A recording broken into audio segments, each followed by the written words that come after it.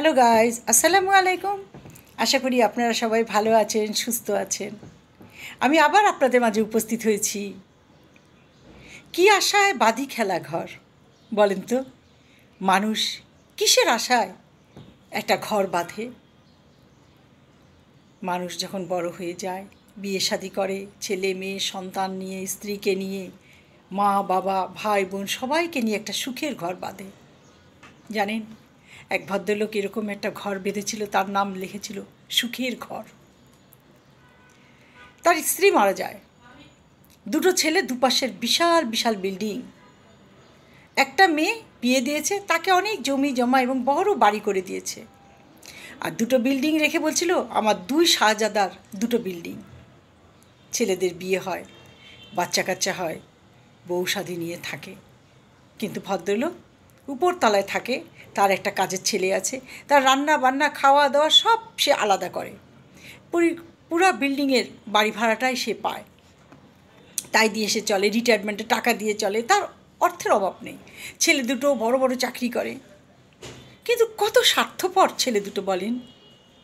তার বাবা যে উপরতলায় থাকে, এই যে চারতলা দুটো বিল্ডিং, তার যে উপরতলায় বাবা থাকে, এটাই তাদের সহ্য হচ্ছিল না। তাদের কথা ছিল, বাবা যে ভাড়াগুলো পায় সেগুলো আমরা নিয়ে নিব, বাবাকে বৃদ্ধাশ্রমে পাঠিয়ে দিব। তারপরে একদিন বুদ্ধি করে তারা তার বাবাকে বলে, বাবা একা একা থেকে লাভ নেই, চলো তুমি বৃদ্ধাশ্রমে। ওর বাবা বলছে, কেন যাব? আমি তো সেরকম বৃদ্ধ হইনি, আমি তো সেরকম অক্ষম হয়ে যাইনি, কারো কাছে হাত পাতি না, করুণা করি না, তাহলে তোমরা কেন আমাকে বৃদ্ধাশ্রমে পাঠাবে? তখন ছেলেগুলো বুদ্ধি আটে, কী করা যায়। একদিন তারা কি করলো, গিজারের হট ওয়াটারটা ছেড়ে দিয়ে রেখে দিছে গিজারটা। বহুক্ষণ গিজারটা চলে, পানিটা টকবক করে ফুটেই গেছিলো মনে হয়। আর বাথরুমে একটু সাবানের পানি ফেলে রেখেছিল। ভদ্রলোক বাথরুমে ঢুকলেন, বাথটাবের মধ্যে বসে গিজারটা কলটা ছেড়ে দিলেন, ঝর্ণাটা গরম পানি পড়ছিল। উনি যতবারই উঠতে যাচ্ছিলেন স্লিপ করে যাচ্ছিলেন, যতবারই উঠতে যাচ্ছিলেন স্লিপ করতেছিলেন, যেহেতু ওখানে সাবানের পানি ছিল। আর গল গল করে গরম পানি পড়তে শুরু করলো। উনি ওনার ছেলেটাকে, কাজের ছেলেটাকে ডাকতে শুরু করলো চিৎকার দিয়ে। কাজের ছেলেটা নাই, কারণ তার ছেলেরা তাকে ডেকে দোকানে পাঠিয়ে দিয়েছে। তখন তিনি উঠতে না পেরে একসময় এমন জোরে পড়ে গেলেন যে আর উঠতে পারলেন না। আর গিজারের গরম পানি পড়তে পড়তে উনি একদম সিদ্ধ হয়ে গেলেন। তারপর কাজের ছেলেটা আসছে, এসে শব্দ শুনে দৌড়াদৌড়ি করে কল বন্ধ করছে, দেখে যে উনার কোনো জ্ঞান নাই। সঙ্গে সঙ্গে ছেলেদের ডাকছে, ছেলেরা অ্যাম্বুলেন্স ডাকছে, অ্যাম্বুলেন্সতে তুলতে আসছে, হাতে ধরে, যেখানে ধরে দেখে সিদ্ধ হয়ে গেছে মাংসগুলো। ওনাকে কোনো রকম অ্যাম্বুলেন্সে তুলে নিয়ে হাসপাতালে নিয়ে যায়। হাসপাতালে দেখে তো অবাক হয়ে যায় যে গরম পানিতে সিদ্ধ করা একটা মানুষ। পরের দিন ওনার সেন্স ফিরল, উনি কিছু কথা বলতেছিলেন।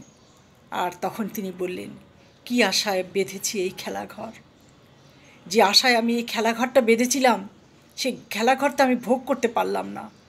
তোমরা দুই ভাই, বোনটাও চলে আসছিল। বোনটা বলল, কীভাবে হলো? তখন ওর বাবা মৃদু স্বরে বলতে শুরু করলো, বাথটাবের মধ্যে কে যেন সাবানের পানি ফেলে রেখেছিল, আর আমি গোসল করতে যেয়ে গিজারটা হট দিকে দেওয়া ছিল, আমি খেয়াল করি নাই। আমি যতবারই গিজারটাকে নর্মাল করতে গেছিলাম, ঝর্নার পানিটাকে, ততবারই আমি স্লিপ করি। এক পর্যায়ে আমি এত জোরে পড়ে যাই, আমি আর উঠতে পারিনি। কাজের ছেলেটাকে এত ডেকেছি, তাকে আমি পাইনি। তখন ছেলেটা কাঁদতে কাঁদতে বলে, আমাকে বড় ভাইয়া দোকানে পাঠিয়েছিল, বারবার বলছি খালু এখন গোসল করবে, ভাইয়া এখন যাওয়া যাবে না, কিছুতেই শুনে নাই। তখন ওর বাবা ছেলেদের মুখে তাকিয়ে বলল, তোমরা একসময় আমাকে বৃদ্ধাশ্রমে পাঠাতে চেয়েছিলে, আমার চলে যাওয়াটাই ভালো ছিল, তাহলে আজকে আমার এভাবে মৃত্যুবরণ করতে হতো না। ছেলে দুটা কোনো কথা বলে না, নীরবে দাঁড়িয়ে থাকে। তারপর ধীরে ধীরে তার বাবা মৃত্যুর কোলে ঢলে পড়ে। কতটা নিষ্ঠুর, কতটা নির্মম মৃত্যু, চিন্তা করা যায় না। তাই বলি, সন্তানরা নিষ্ঠুর হয়েও না, নির্মম হয়েও না। বাবা মা পৃথিবীতে কয়দিন বেঁচে থাকে? তোমাদেরকে যে সুখের সাগরে তারা বড় করেছে, তাদেরকে সেই সুখের সাগরে ভাসতে দাও। তারপর যখন তারা মরে যাবে, কিছুই তো নিয়ে যাবে না, যা কিছু রেখে যাবে সব তো তোমাদের জন্য রেখে যাবে। কেন তোমরা বাবা মাকে এইভাবে হত্যা করবে? কেন বাবা মাকে এইভাবে কষ্ট দিবে বলতে পারো? আজ এই পর্যন্ত। ভালো থাকেন, সুস্থ থাকেন, সবার প্রতি সবার খেয়াল রাখেন।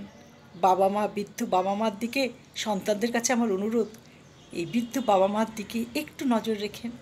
সামান্য একটু সময় হলেও তাদেরকে দিন, যে সময়টা ওনারা ছোটোবেলায় আপনাদের দিয়েছিল। ভালো থাকেন, সুস্থ থাকেন। আল্লাহ হাফেজ।